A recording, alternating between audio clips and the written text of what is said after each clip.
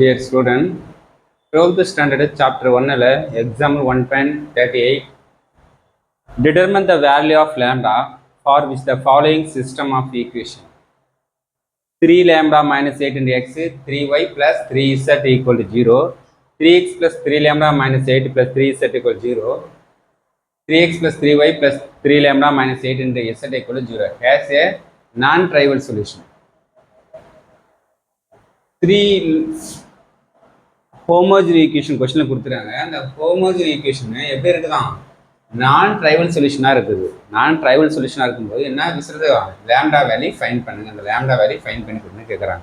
Question ஓகேவா? 3 ஹோமோஜினி equation இருக்குது. அந்த 3 ஹோமோஜினி ஈக்குவேஷனும் நமக்கு என்ன வரும்? நான் ட்ரைவல் சொல்யூஷன். அது நான் ட்ரைவல் சொல்யூஷன் இருக்கும்போது என்ன வரும்? அந்த லேம்டா வேல்யூ ஃபைன் பண்ண சொல்கிறாங்க.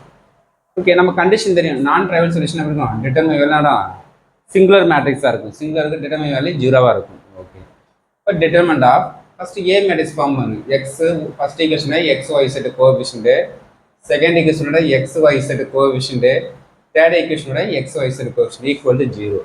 ஓகே, டேரெக்டாக இது ஃபுல்லாக எனி ஒரு எக்ஸ்பிளைன் பண்ணால் ரிசல்ட் வரும். அது கொஞ்சம் லென்த்தாக போகும். ஓகேவா? அதுக்கு ஈஸியாக நம்ம ஃபாலோ பண்ண போகிறோம். இது கொஞ்சம் சிமுலேஷன் பண்ண போகும். டிட்டர்மெண்ட் ஃபார்மேட்டை ஃபாலோ பண்ணணும். டிட்டர்மெண்ட் ஃபார்மேட்டில் எனி ரோவனா நமக்கு காமனாக ஆட் பண்ணலாம், காலத்தை ஆட் பண்ணலாம், காமன் ஃபேக்ட் எடுக்கலாம். டிட்டர்மெண்ட் மட்டும் ரூலில். சரி, ஓகே. இப்போ நாங்கள் என்ன யூஸ் பண்ணுறோம்? R1 tends to R1 + R2 + R3.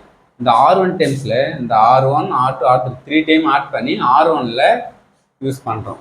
Okay, for example 3 + 6 6 -2 அப்போ 3 lambda -2.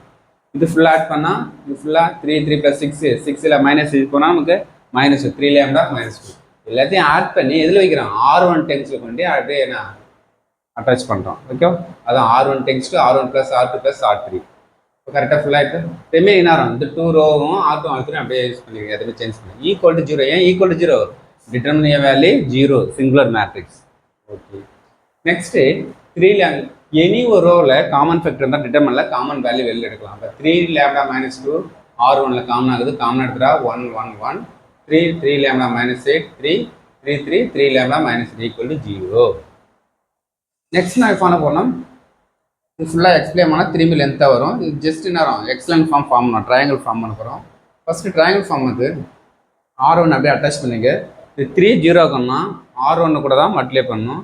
அப்போ R1 R2 டென்ஸ் எப்படி இருக்கும்? R2 -3 R1 யூஸ் பண்ணி பாரு. R2 அப்படியே யூஸ் பண்ணிக்கிட்டோம். இது மட்டும் -3 மல்டிப்ளை பண்ணால் 0 3 lambda -11 0. ஓகேவா? அப்போ R2 யூஸ் பண்ணுங்க.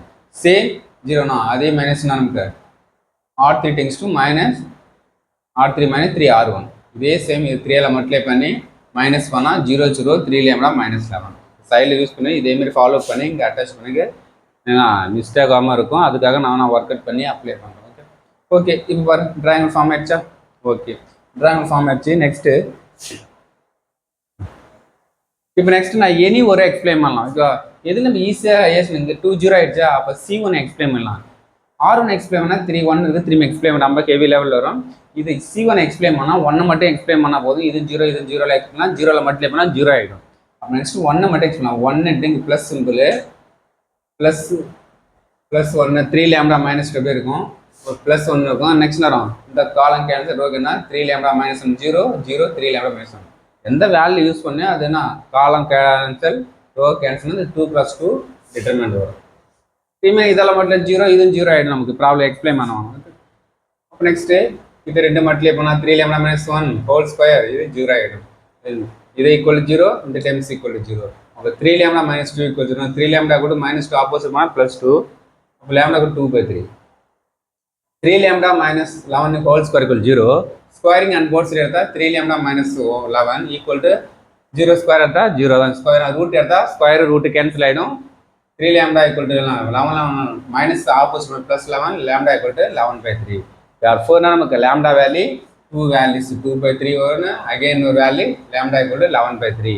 இதுதான் நமக்கு ஒரு 3 ஹோமோஜினி ஈக்குவேஷனு நான் ட்ரைவலாக சொல்யூஷன் இருக்கும்போது lambda வேல்யூ ஃபைன் பண்ண சொன்னாங்க. இப்போ lambda வேல்யூ 2 ரிசல்ட் நமக்கு ஃபார்ம் ஆகிடுச்சு. ஓகே, இதுதான் நமக்கு ஃபைனல் ரிசல்ட். Thank you student.